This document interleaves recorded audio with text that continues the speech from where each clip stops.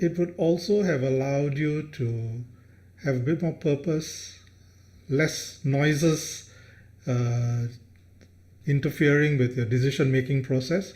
Is that one of the benefits of all these programs? Absolutely. There is a clear focus that is involved, control of your attention, the awareness. All these are very useful skills to have when you're making decisions, whether it's in your personal life or your professional life.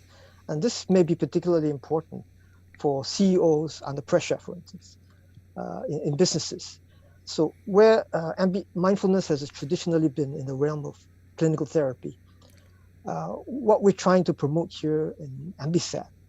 It would also have allowed you to have a bit more purpose, less noises uh, interfering with your decision making process.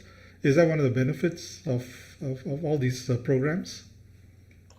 Absolutely. There is a clear focus that is involved, control of your attention, the awareness. All these are very useful skills to have when you're making decisions, whether it's in your personal life or your professional life. And this may be particularly important for CEOs under pressure, for instance, in businesses. So where mindfulness has traditionally been in the realm of clinical therapy, what we're trying to promote here in MBSAT is that it can be used by anybody and that the business community potentially could benefit the most because, CEOs and people in positions of authority have a lot of influence and effects on the people around them, whether it's the community, society, people who buy their products and services. So all the more, the business community needs to take this on board so they can make better decisions that will benefit themselves and others. So this is probably useful for as part of the C-suite training program, and maybe even politicians should have a go at it. Huh? Help them make better decisions all around. Think things through more. Be more empathetic towards the community when they're making decisions. Can I Just add on to throwing it that? out Strong there. believer of that. I'm a strong believer of that.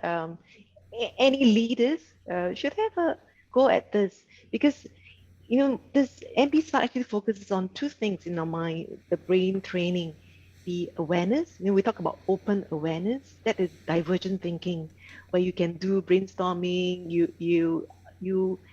can accept people who have different views or different perspectives and beliefs. And then the other way is the opposite direction is the conversion. When we talk about focus attention, where you go deep and then precision. So I'm a strong believer that anybody who leads in any field should really look into this too. So I think there are two things that we're trying to achieve out of MBSAT. One is, of course, the calmness, but more importantly is the clarity, I think. Because and without the calmness, there can be no clarity. So a lot of times I find that, right, our mind is just like a murky pond, a turbulent pond, a lot of thoughts, a lot of worries, and things like that, rumination and things like that. So with that, there is definitely no clarity. But the thing is, once we allow all this sediment, all these thoughts and emotions to settle down, what naturally arises is the clarity of the mind. And that is what we want to achieve because that will help us in the decision making. It brings me to a question somebody asked earlier. They had it's recovering from COVID, and he said that his brain was much slower than it was before COVID. He felt that COVID had an impact on it. It took him like 3 times longer to write something and to put his thoughts together. A lot of brain fog. Could something like MBSAT help in that process in any way to either reduce the impact of that brain fog or to even do away with it?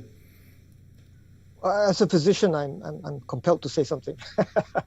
Please do. But first of all, brain fog is not a medical or scientific term. Yeah, sure. It's pretty much a layman's term and really denotes a feeling of sluggishness, fuzziness in thought, where there's no sharpness in thinking where that somebody might be used to. But we have to be very clear that brain fog, or whatever you want to call it, may be due to many things. It can even be due to stress, lack of sleep, maybe the antihistamine that we took, or alcohol, It could be also a symptom of some organ dysfunction in your body.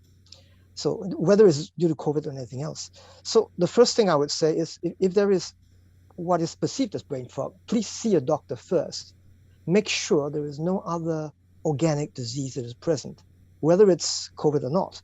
Yeah, of course, recent studies have shown that there may be some effects of the virus on the brain, and there will be continuing studies.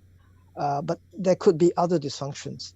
And so first thing, go to your doctor, make sure there's nothing else that might be causing the brain fog. And then on whether or not MBSAT is helpful, I think it is, should I say, is a no-brainer situation about this, because the neuroscience has proven that mindfulness has certain effects on these areas of the brain that will promote a calm state, attention control, focus, removal of distractions. In fact, a greater sensitivity to all the data that's coming in, inside as well as outside, so that you can make better decisions.